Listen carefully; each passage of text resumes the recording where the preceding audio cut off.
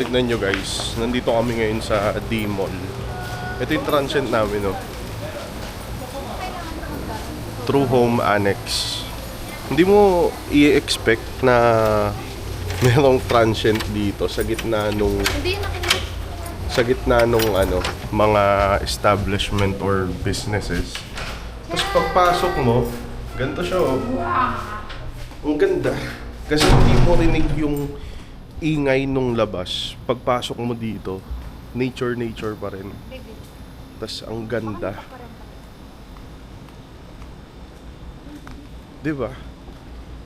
Pag pumasok ka dito, parang nasa ibang lugar ka na eh. Hindi mo na maiisip yung mga tao sa labas eh. Oh.